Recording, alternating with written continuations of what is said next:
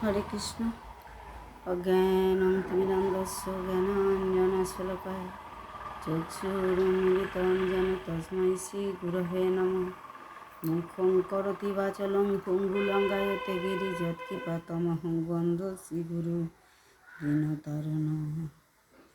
বাঞ্ছাকল্পতরুভ্যশ্চ কৃপাসিন্ধুভ্য এব চ পতিতানাং পাবনেভ্যো বৈষ্ণবেভ্যো নমো নমঃ।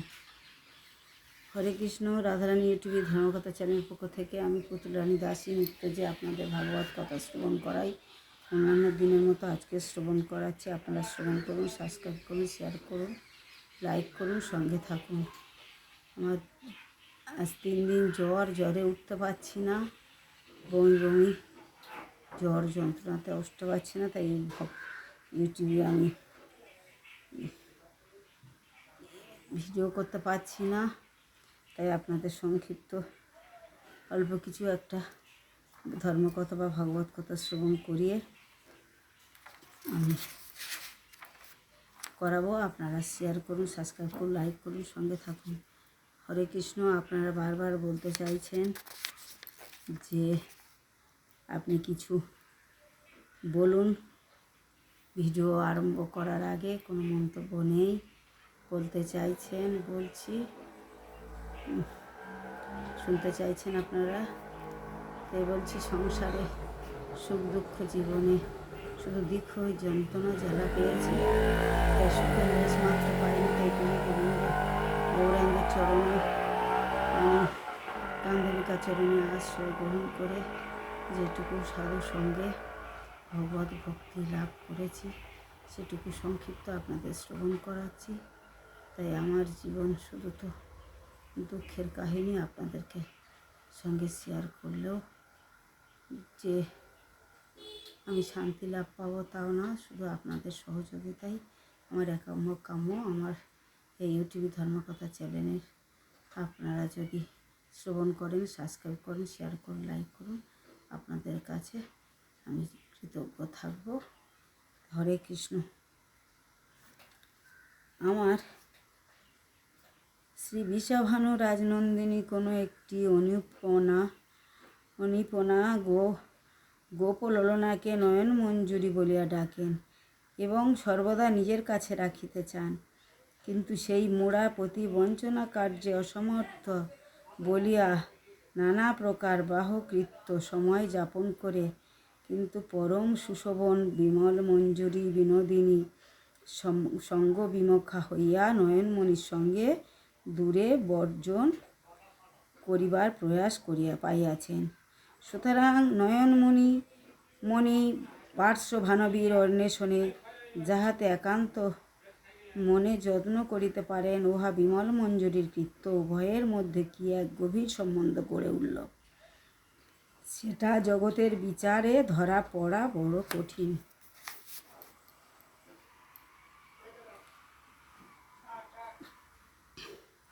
এক যুবক দেখলেন চারিদিকে প্রায় মেঘাচ্ছন্ন গৌড়ীয় বৈষ্ণবের ধারায় যে অপাকৃত প্রেমের প্রবাহ, তা অপসিদ্ধান্তের এবং ছায়া রসাভাসের কবলে প্রায় স্তম্ভীভূত। সুতরাং সেই প্রবাহকে পুনরুজ্জীবিত করে জগৎজীবের কল্যাণের জন্য অত্যন্ত দরদী হয়ে শিল সরস্বতী ঠাকুরকে অনুরোধ জানালেন যাতে তার জীবনধারার একটি অংশ জগৎজীবের অপাকৃত পারমার্থিক কল্যাণের জন্য নিয়োগ করেন। এই সেবকের অসমর্থ সেবায় মুগ্ধ হয়ে তিনি সায় না দিয়ে পারলেন না। তখনই গড়ে উঠল এক বিশাল প্রতিষ্ঠান। এই বটবৃক্ষ তুল্য শ্রী চৈতন্য নামাধ্যায় প্রতিষ্ঠাতা শাখা প্রশাখা বিস্তার করে শুধু সারা ভারতে কেন, পৃথিবীর বহু প্রান্তে নামহট্ট রূপ নিয়ে বিস্তার লাভ করেন।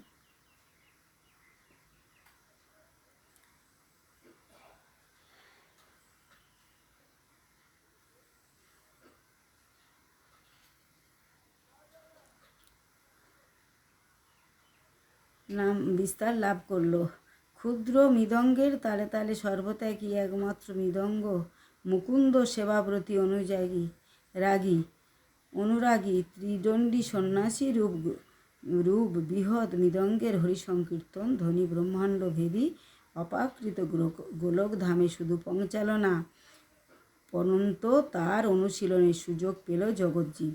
সরস্বতী ঠাকুরের এই মিশনের যে উদ্দেশ্য ছিল, তারই পৃষ্ঠজন ওই যুবক, যিনি কুঞ্জবিহারী।